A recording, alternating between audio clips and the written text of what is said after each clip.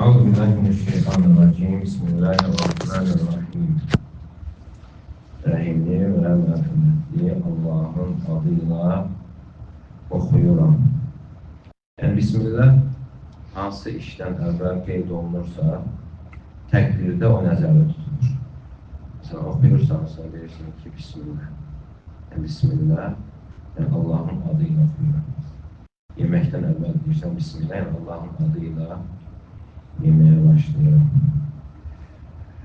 Elhamdülillahi Rabbil alemin. Elhamdülillahi Rabbil alemin. Alemlerin Rabbi olan Allah hem de layıktır. Elhamdülillah. Elhamdü tarif demektir. Hansı tarife hem deyilir? O tarif ki orada sevgi ve təzim var. Sevgi ve təzim ikisi birlikte olarsa ona hem deyilir. Eğer tarif sevgisiz olarsa ona məd deyilir. Necə ki məddahlar deyirlər, məddahlar. Məddahlar bizdə yaltaq kimi də işlənir. Yəni nəticədə elə tərifləyənlərdir, amma sevmədən tərifləyənlər. Məsələn, padişahı tərifləyir, malın müqabilində, ola bilər padişahı sevmir, nifrət edir. Amma insan isə, qul isə Rəbbini necə tərifləməlidir? Sevərək. Sevərək və təzim edərək olan tərifə həmdir, deyir. Elhamdülillah. Elhamdülillah tərcüməsi nədir?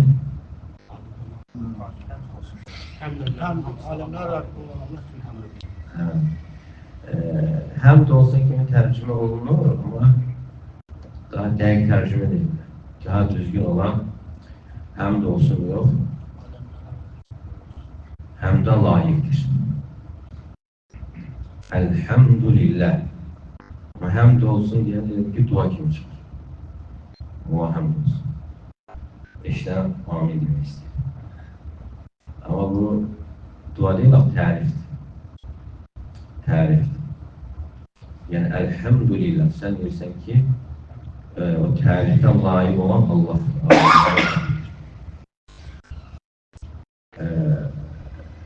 Bəzən lillah deyiləndə məxsusdur deyilir, bəzən layiqdir. Ona görə fərqləndirirlər ki, alimlər mənəvi şeylər olanda, mənəvi şeylərdə layiqdir deyilir. Amma hissi şeylərdə məxsusdur deyilir. Lillahi mə fis-səmavati və mə fil-ard. Göylərdə və yerdə nə varsa hamısı Allaha məxsusdur. Yani yer, göy görünürlər. Amma tərif görsənmir, elə mi? Tərif görünmür. Mənəvi şey. Sən deyirsən ki, maşın filan kəsə məxsusdur. Və yaxud fəxr, öyünmək və yaxud tərif filan kəsə məxsusdur, layiq edir. Filan kəs o fəxrə, tərifə layiqdir. Və burada da həmçinin elhamdülillah Allah Teala həmdə layiqdir. Elhamdülillahi Rabbil alemin. Alemlerin Rabbi olan alemin. Alemi, alem sözünün cəmidir. Alemun, bir de var alemune, bu da alemi. Mudaf ile olduğuna göre alemi olur. Rabbil alemin. Alem sözün mənası nədir? Allah'tan başka her bir şey alemdir. Kullu mâ sivallah alem. Yani Allah'tan başka her bir şey alemdir. İnsanlar alemi, cinler alemi, melekler alemi, kişiler alemi. Yani sen deyirsən ki Allah Teala bütün alemlerin Rabbidir ve o hem de layıktır. Ve bunu dediğin zaman hem de düşünürsen ki mən də o aləmlərdən biriyəm. Mən də o aləmlərdən biriyəm. Allah Teala mənim də Rəbbimdir. Avtomatik insan bunu etiraf edir. Yəni, Allah Teala bütün aləmlərin Rəbbidir və eyni zamanda o mənim də Rəbbimdir. Aləmlərin Rəbbi olan Allah həm də layiqdir. Ar-Rahmanir-Rahim.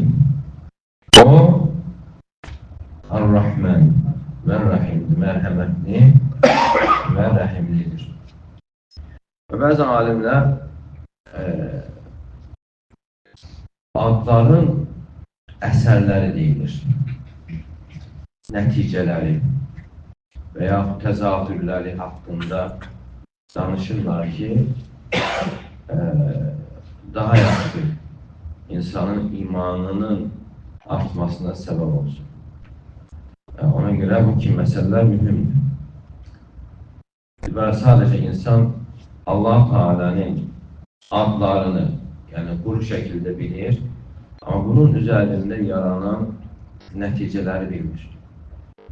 Onları bilməsi və bir o qədər də insanın imanının artmasına səbəb olur. Və həmçinin Allah Teala'ya ümidinin artmasına səbəb olur. Deməli, Allahın adlarına insanın iman gətirməsi, insanın nəfsinə təsir edir, imanına təsir edir, qəlbinə təsir edir. Və bilir ki, Allah Teala rəhmət sahibidir. Və Allah Teala'nın rəhməti, mərhəməti məxluqun rəhmətinə bənzəmir. Allah Teala'nın rəhməti özünün əzəmətinə və cəlalına layiq şəkildədir. Və Allah Teala'nın rəhməti hər şey əhatə etmişdir. Vəsi'ət rəhmətuhu kullə şey. Allah Teala'nın rəhməti hər şeyi əhatə edir. Və bundan sonra bu insanın qəlbinə başqa bir təsir edir. Allah Teala'nın rəhmətinin nəticələrini ətrafımızda o rəhmətin nəticələrini, təzahürlərini gördüyümüz zaman Rasulların göndərilməsi, yəni Allah Teala'nın Rasulları göndərməsi insan bilməli bu Allahın rəhmətindəndir. Kitabların nazil edilməsi bu Allah Teala'nın rəhmətindəndir. Allah Teala'nın insanlara möhlət verməsi, anında yaxalamaması, əzab verməməsi bu Allah Teala'nın rəhmətindəndir. Əgər Allah Teala istəsəydi, insanları anında yaxalayardı. Əgər qazandıqlarına görə yaxalasaydı, necə ki ayədə keçir, mə tərəkə alə zahriyə min dəbbə, onun üzərində heç bir canlı buraxmaz yerin üzərində. Və həmçinin Allah Teala hidayət edir, müvəffəq edir. Əgər Allah Teala'nın rəhməti olmasaydı, heç kəs doğru yol tapmazdı. Ona görə insan özündə fikirləşməlidir ki, yəni mənim hidayət olmağım öz hünərimə görə deyil. Mənim hidayət olmağım bu Allahın rəhmətidir. Əgər Allah Teala'nın rəhməti olmasaydı, heç kəs nicat tapmazdı. Və həmçinin Allah Teala'nın rəhmətindəndir ki, birini digərindən ram etməsi, yəni insanları. İnsanları həm gücdə, bacarıqda, zənginlikdə, sağlamlıq və xəstəlik baxımından fərqli yaratması bu Allahın rəhmətindəndir. Ki, bir-birlərini işlətsinlər, bir-birlərini ram etsinlər və bununla onların həyatı ayaqda qalsın, həyat tamamlansın. Yəni, belə ki, bir-birlərinin işini görürlər. Yəni, məsləhətlər, xeyirlər ayaqda qalır. Yəni, təsəvvür edin ki, hamı zəngin olsa, Zibilləri kim yığacaq? O aşağı işləri kim görəcək? Heç kim. Deməli, bir həyat hasıl ola bilməz.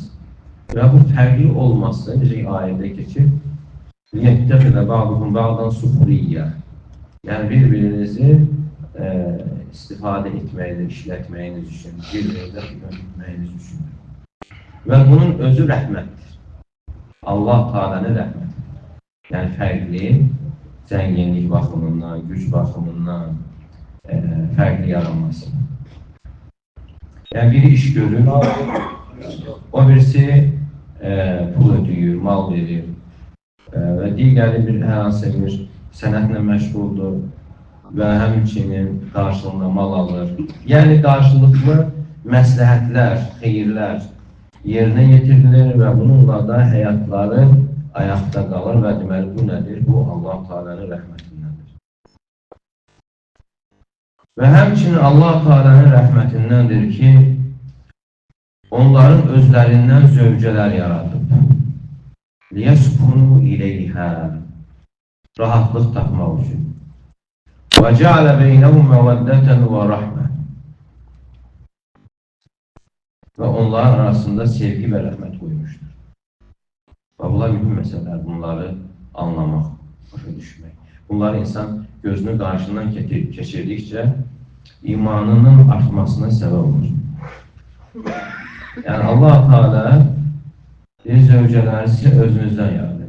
Yəni, Havva anamızı Adəm Aleyhisselamın qabrğasından yaradır. Yəni, insanın özündən yaradır. Nəyə görə? لِيَسْكُنُوا إِلَيْهَا. Yəni, var, لِيَسْكُنُوا إِلَيْهَا. Var, لِيَسْكُنُوا مَعَهَا. Ma'a birlikdə yaşamaqdır. Səkənə ilə olanda sükunət tapmaq. Səkənə, ma'a, yəni birlikdə yaşamaq. Yaşayırlar onsuz birlikdə. Amma sükunət olmayırlar. Amma burada isə məqsəd nədir? Özünüzdən yaradılması sükunətin tapılması üçündür. Sükunəti əldə etmək üçündür. Sizin özünüzdən yaratdı. Yəni, təsəvvür edin, əgər insan yoldaşı cinlərdən olarsa necə? Ora uçur, bura uçur. Evdə sükunət ola bilməz. Və Allah Teala sizin özünüzdən yaratdı ki, sükunət tapasınız. Ona görə, görürsən, insan çöldə işləyir, yorulur, gəlir, evə gələndə rahatlıq çalır. وَجَعَلَ بَيْنَهُمْ مَوَدَّةً وَرَحْمَةً. Allah onların arasında sevgi və rəhmət qoymuşdur. Bu da Allah Teala'nın rəhmətindəndir. Yəni, ailədə həm sevgi qoyub, həm də mərhəmət. Və bəzən də sevgi də azalır və yaxud da yuxarıda çıxır.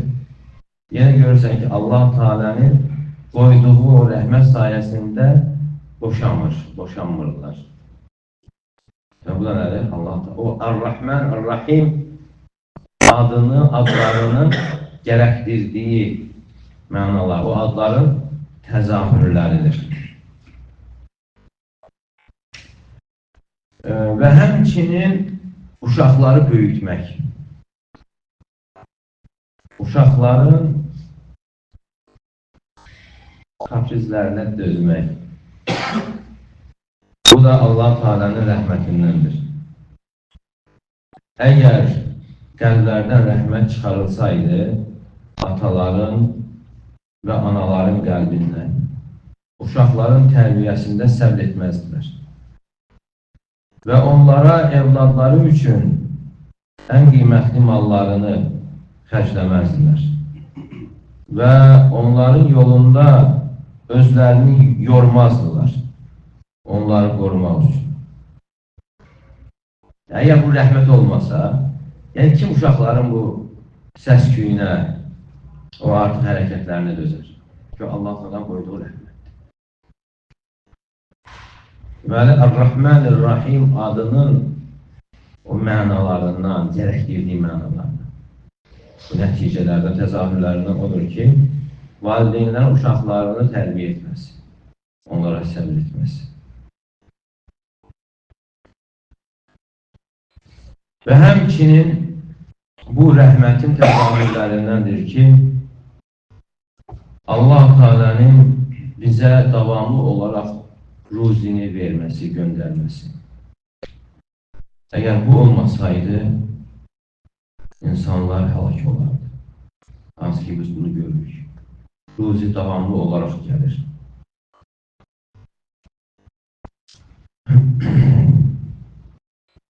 Və həmçinin Allah Teala'nın rəhmətindəndir ki, yəni bu kainatda olanları bizim üçün ram etmişdir ki, onlardan istifadə edək və bununla insanların həyatı ayaqda qalsın. Allah Teala heyvanları bizə ram edir, onun üzərində gəzir və həmçinin dənizdəki gəmiləri və digər mədənləri Allah Teala yerin altındakı mədənləri ram edir. Və digər bundan başqa nə qədər sayısız hesabsız kainatda olan şeylər vardır ki, Allah Teala bunları insanlara ram edir. Yəni istifadəsi üçün yararlı edir. Və bu da Allah Teala'nın rəhmətindən bütünləndir. Və Allah Teala'nın rəhmətindəndir ki, analarımızın bətnində bizi bir mərhələdən o bir mərhələyə keçirir. Və ana heç bunu hiss edəmir. Və bilmir ki, bətnində nə baş verir. Allah Teala o rüşeymi canlı halına gətirir, ana bətnində olan. Və onun bətnini yarmağa ehtiyac olmadan və yaxud digər müdaxilə olmadan, əgər bütün insanlar toplaşaraq insanı o mərhələləri atlatmağa çalışsaydılar, edə bilməzdilər. Və bu da Allah Teala'nın rəhmətindəndir. Və həmçinin Allah Teala'nın rəhmətindəndir ki, Allah Teala bizi bizim gücümüz çatmadığı bir şeylə mükəlləf etməmişdir. Allah Teala bizə bizim özümüzdən daha rəhmlidir. Allah Teala bizi elə bir işlərlə mükəlləf etmişdir ki, onları yerinə yetirməklə insan ləzzət alır. İnsana səadəti hasil olur. Əgər iman insanın qəlbinə yerləşərsə. Və Allah Teala'nın rəhmətindəndir ki, Allah Teala bizi bizim gücümüzün çatmadığı bir şeylə mükəlləf etməməsi.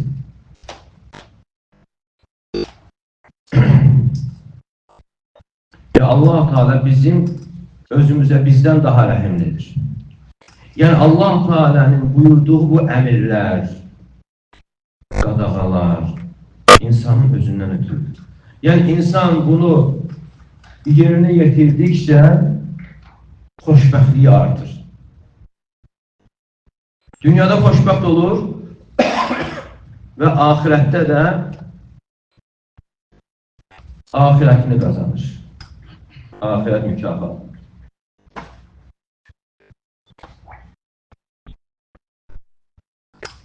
Ona görə İbn Qayyim rahimehullah deyir ki, itaat edən insanın misalı, bu misalı çəkmişdik. İtaat edən insanın misalı, ibadət edən insanın, namaz qılan insanın misalı, Musa Peyğəmbərin anasının misalına bənzəyir. Necə? Yəni, hansı ki, Quranda da keçir. Yəni, Firon doğulan uşaqları öldürürdü.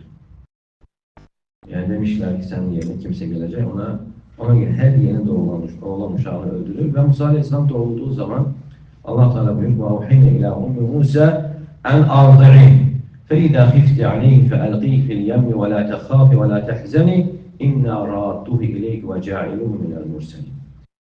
Biz anasına ilham ettik ki, qorxma, kədərlənmə, onu əmizdir və çaya at. Qorxduğun zaman çaya at. Biz onu sənə qaytaracaq və onu Rasullardan edir. Və belə də edir. O ana Allahın vədinə inanır və yeni doğulan uşağı çaya qoyur. Və sonra öz başına deyir ki, bu su, yəni onu izlə, bax hara gedir. Və görür ki, onu Fironun ailəsi götürür.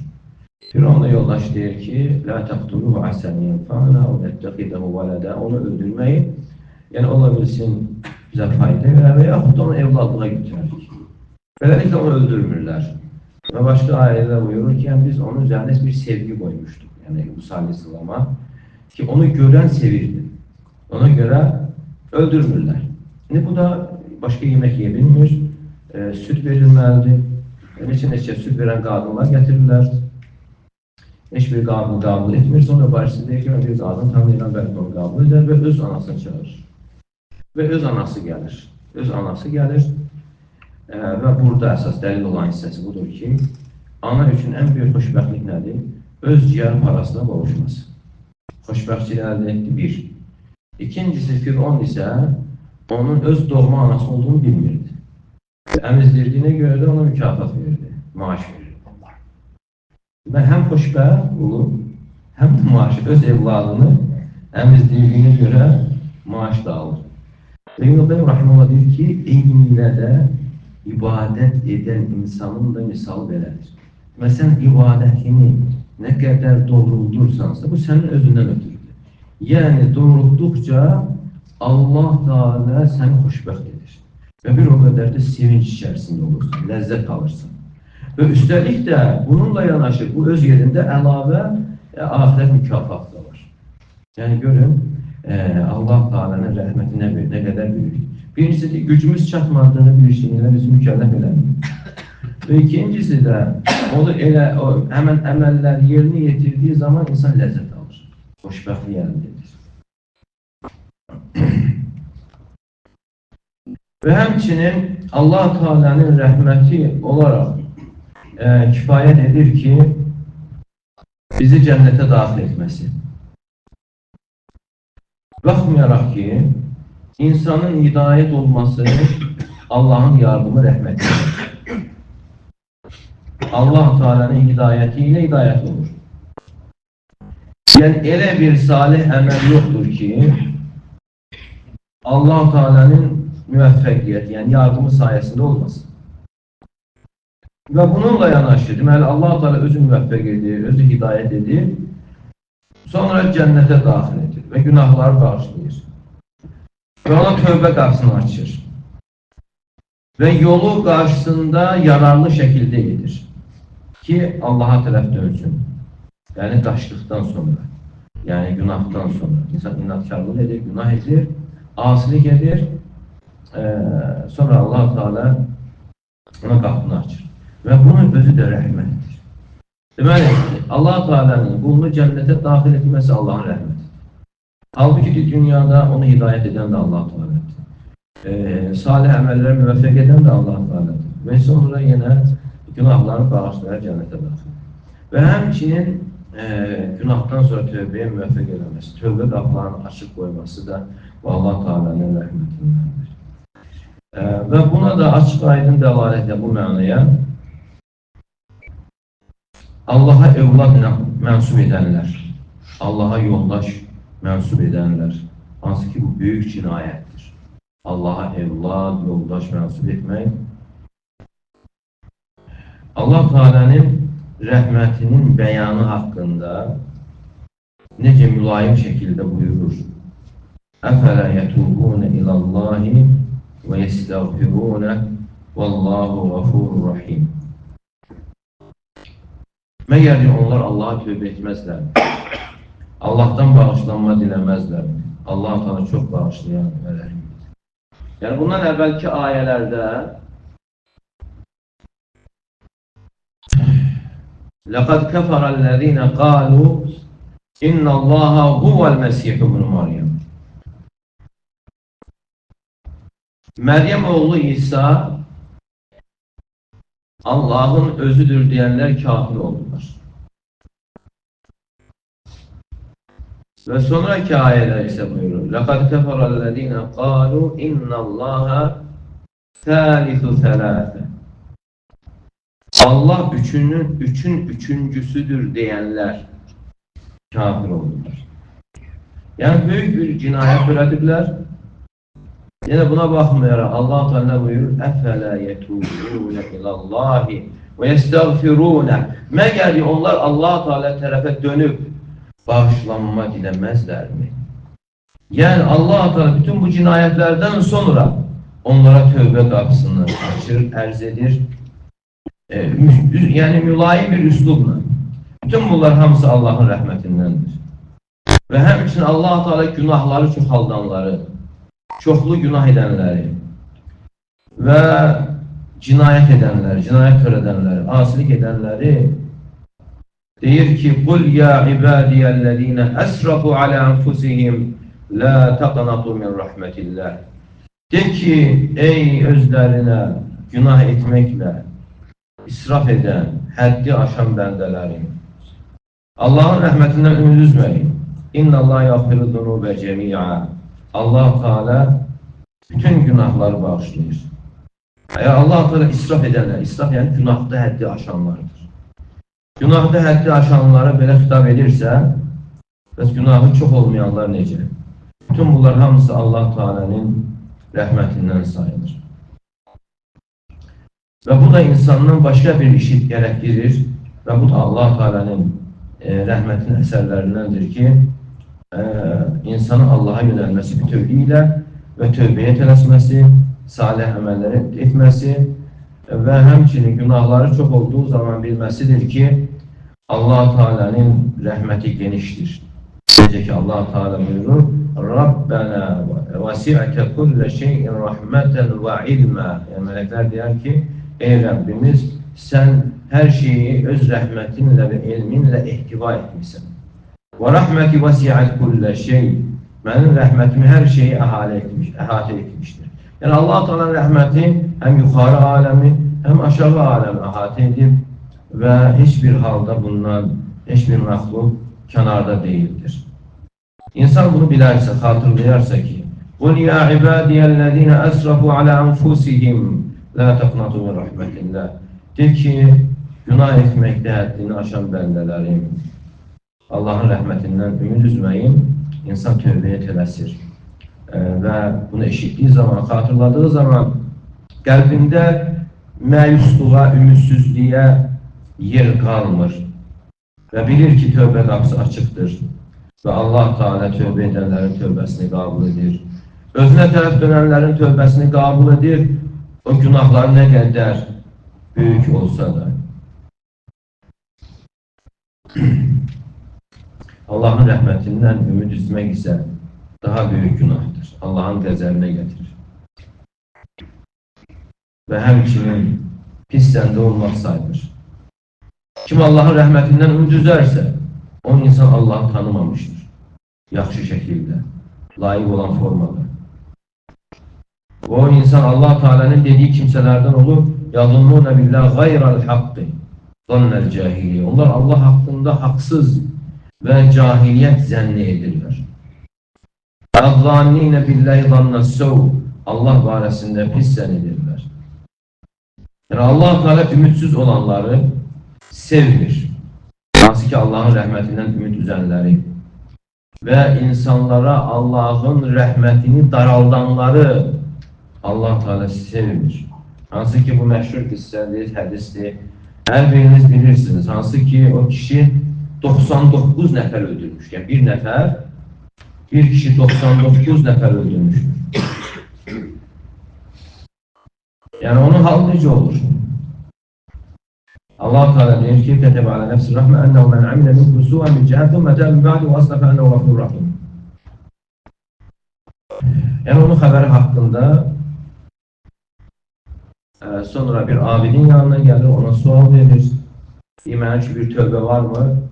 Deyir ki, sənə tövbə yoxdur, böyük günah işləmirsən, 99 nəfər öldürmüşsən və bunu da öldürüb yüzü tamamlayır. Və ondan sonra isə bir alimin yanına gedir. Ona sual verir ki, 100 nəfər öldürmüşəm, bir tövbə var mı?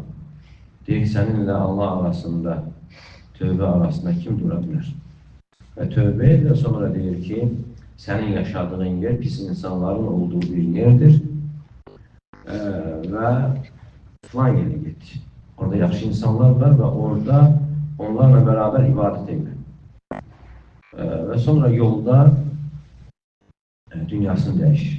Sonra əzab və rəhmət mələkləri gəlir və hədisə görə ölçürlər, görürlər ki, bir qarış yaxşı insanların olduğu tərəfə daha yaxında olur, rəhmət mələkləri aparır.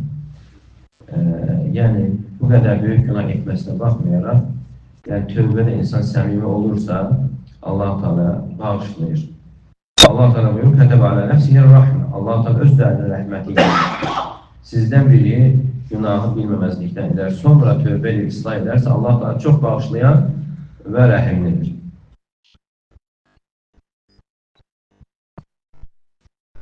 Yəni kim bu mənaları düşünərsə, köksü açılar və Rəbbinə tərəf yönələr və cahil insanların hərəkətini etməz. Hansı ki, onlar əməlləri ilə qürrələnirlər. Yəni, dəlillərin bir tərəfini götürüb, digər tərəfini tərk edən kimi olmazlar. Yəni, eyni zamanda da insan bilməlidir ki, Allah Teala möhlət verir, amma yaxaladığı zaman şiddətli yaxalayır. Allahın cəzası şiddətlidir. Allah Teala tövbə edənin tövbəsini qəbul edir.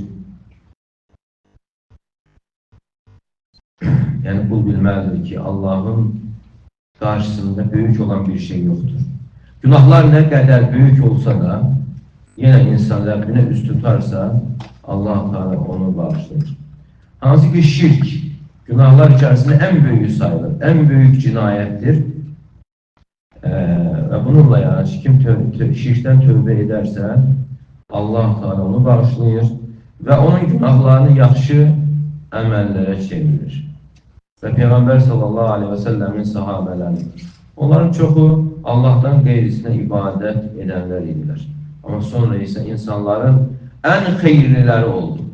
Allah qatında necə uca dərəcələri qazandılar. Sa'd ibn Muaz radiyallahu haqqında gətirirlər ki, 30 yaşında İslamı qəbul edir. 30 yaşında İslam'a gəlir. 36 yaşında dünyasını dəyişir. Peyğəmbər sallallahu aleyhi və səlləm onun haqqında deyir ki, onun ölümünə rəhmənin arşı titrədi. Ərş məxluqatın ən büyük, yaranmışlar içərisində ən əzəmətli məxluq ərşdir. Allah Teala buyurur, yəni Peyğəmbər sallallahu aleyhi və səlləm buyurur ki, Sa'd ibn Muaz radiyallahu anh'ın ölümünə rəhmənin arşı titrədi. Yəni görün ki, 6 il ərzində adam nə kimi əməllər edir. Amma bizdən biri öləndə ki, qonşumuzun xəbəri olur. Bəlkə də İslamda 20, 30, 50 il yaşayır. Qonşuların xəbəri olmur. Amma baxın, onlar necə insanlar olurlar. Yəni, əvvəl necə, sonra necə. Yəni, insan ümid üzməməli və tövbə edirsə Allah-u Teala bağışlayır.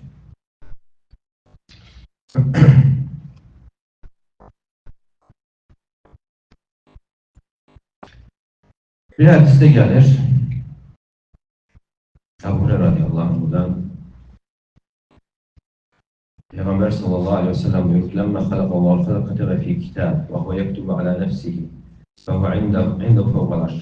Allah Teala məxluqatı yaratdıqdan sonra kitabda yazır və o da onun yanında ərşin üzərindədir. Allah Teala özlərinə yazır ki, İnnə rəhməti təğlibu qadabi, mənim rəhmətim qəzəbimi üstələdi. Əgər Allah Teala'nın qəzəbi, rəhmətini üstələsəydi, onda heç kim qalmazdı. Məxluqdan heç kim qalmazdı. Digər hədisdə isə Əbu Hureyra radiyallahu anhudan gəlir. Ləv ya'lemul mu'minu mə indallahi minəl uqubə mə tami'at bi cənnət əhəd. Əgər Allahın qatında olan cəzanı mümin bilsəydi, heç kəs Allahın cənnətini ümid etməzdi. Əgər kafir Allah qatında olan rəhməti bilsəydi, Allahın cənnətinə heç kim ümidini üzməzdi. Tərəzi budur. İnsan hər ikisinə baxmalıdır. Kimin günahları varsa çoxlu, əgər tövbə etmək istəyirsə, rəhmət tərəfə baxsın. Bilsin ki, Allahın rəhməti genişdir.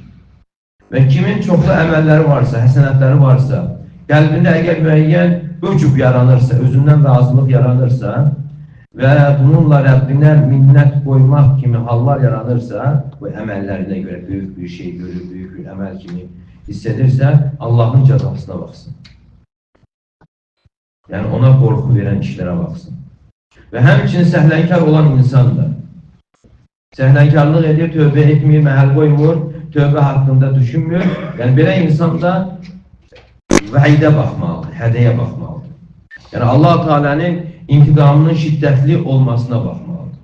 Neçə ki, Allah Teala neçə insanlarla intiqam almışdır. Və həmçinin hədisdə sabit olmuşdur ki, İnna Allah xalaqa rəhmə yevmə xalaqa miyən rəhmə. Allah Teala rəhməti yaratdığı zaman 100 rəhmət yaratmışdır. Kullu rəhmə tibaq mə beynəs səməy vəl ard. Fəmsəkə indəhu 99 rəhmə. Və 99'unu Allah Teala öz yanında saxlamışdır. Və birini yerə indirmişdir. Birini beynəl cinni vəl insi vəl bəhəm. Cinlər, insanlar, malqara, həşəratlar arasında indirmişdir. Fəbihə yətəatafun və bihə yətərrəhəmun. O bir rəhmət sayəsində onlar bir-birlərinə qarşı şəfqətli olur, rəhm edirlər. Hətta vəhşi heyvanlar öz balalarına belə rəhm edirlər. Digər ayətdə isə gəlir ki, hətta tərfəu dəbbə xafirəhən vələdi xəşədən tuzibə. Heyvan ayağını qaldırır balasının üzərindən ona toxunmasın deyə. Və axar 99 rəhmə yərhəm biyyə ibadə və yevməl qiyam. Yerdə qalan 99 rəhməti ilə qiyamətdə rəhm edəcəkdir. Yine Buxari Müslimdə gələn hədisdə hansı ki döyüşdə əsirlər götürülür və onların içərisində bir qadın da əsir olur. Kəndlə təbhədən şeyin fəqədən bir qadın elə bil ki itilmiş bir şey axtarır. Balaca bir uşaqla qarşılaşır və onu götürür və qucaqlayır, bətninə bağlayır və əmizdirir. Və Peyğəmbər sallallahu aleyhi və səlləm sahabələrinə deyir ki, ətəravnə hədiyil marra tarihə və lədə finnar. Nə deyirsiniz, bu qadın öz uşağını oda atarmı? Bu qadın uşağını oda atarmı? Deyirlər ki, xeyr vallah. Və yətəqdürə alə əndə tatır. Əgər buna gücü çatırsa bunu etməz. Peyğəmbər sallallahu aleyhi və səlləm buyurur ki, Allahu arhamu bi'ibadi min hadihi bivalədihə. Allah Teala'nın qullarına olan mərhəməti bunun bu evladına olan mərhəmətindən daha böyükdür. Deməli, bunlar, bu qeyd olunanlar, bu hədislər, ayələrdə gələn nədir? Allah Teala'nın rəhmətini göstərir və bunları xatırlamaq insanda həqiqətən imanının artmasına səbəb olur. Ona görə bu ayələr, bu adları, digər adların da belə əsərləri var, nəticələri var. Deməli, Elhamdülillah Rabbil Alemin, Ar-Rahmanir-Rahim, Maliki Yevmiddin. Maliki Yevmiddin, Malik sahib deməkdir, yevm gündür, din isə cəza deməkdir. Maliki Yevmiddin, yəni Allah Teala cəza gününün sahibidir. Yəni din sözü gəlir, bəzən ibadət nəzərdə tutulur din sözündən. Bəzən də cəza. Buradakı mənası nədir? Cəza, yəni haqq hesab. Maliki Yevmiddin, yəni sahibidir yevm günün, əd-din din gününün, yəni İslam dini yox, cəza gününün, haqq hesab gününün sahibidir. Yəni burada sual ortaya çıxır. Əgər yəni Allah Teala dünyanın sahibi deyilmi? Dünyanın da sahibidir. Dünyada elədir ki, kimsə bura mənimdir, ora mənimdir, belə iddialar var da. Amma din və cəza günündə heç kəs bunu iddia edə bilməyəcəkdir. Ona görə Quranda gəlir ki, Allah Teala buyuracaqdır ki, Limenil mulkul yevm, bugün mülk kimindir? Heç kəsdən səs çıxmayacaq. Allah Teala özü cavab verəcəkdir ki, Lillahi vahidil qahhar. O tək olan, hər şeyi qahr edən, məğlub edən Allah'ındır. Deməli, orada daha aydın ortaya çıxdığına görə Allah Teala bir Məliki yevmiddin. Deməli, bu üç ayədə qəlb ibadətlərinin dayaqlarına dəlil vardır. Qəlb ibadətinin dayaqları. Qəlb ibadətinin dayaqları hansılardır? Hükümlər var da, ibadətin hükümləri. Sevgi, qorxu, ümid. Yəni, bu dayaqlar, hükümlərdir. Əgər bunlar olmasa, ibadət düzgün olmur. Demək, insan ibadətləri həm sevərək, həm qorxu içərisində, həm də ümid içərisində etməlidir. Ona görə deyilik, tək sevgi ilə ibadət edən zındıq olar. Tək qorxu ilə ibadət edən xavaric olar. Tək ümidlə ibadət edən murciə olar. Qorxu, ümid, sevgi ilə ibadət edən mömin və muvahhid olar, tövhid əhli olar. Yaxşı, hükümlər budur. Bəs bunların dəlilləri hansılardır bu ayələrdə? Sevgiyə dəlil hansı ayədir? Elhamdülillahi Rabbil aləmin. Hardan götürüldü? Həmdin içərisində var, həmdin içərisində sevgi var. Yaxşı, qorxuya dəlil hansıdır? Məlik yevmiddin. Məlik yevmiddin. Din gününün sahibidir. Haqq hesab gününün sahibidir. Yəni, sorğu-sual var. Yəni, bu insanda nə yaradır? Qorxu yaradır. İnsan biləndə ki, danışığına görə, dediklərinə görə sorğu-sual olunacaq, onda insan qorxur. Əməllərinə, danışığına fikir verir. Ümidə dəlil nədir? Ar-Rahmanir-Rahim. O mərhəmətli və rəhimlidir. İnsanlar rahatlıq gəlir, ümid gəlir. Yəni, onu da oxuduğun zaman insan bunları düşünərsə təqribən bu mənalar həqiqətən nə qədər təsirlənməsinə səbəb olur. İnşallah uzun çəkdi, bəs kifayətlənərək yenə davam etdirək tədricən.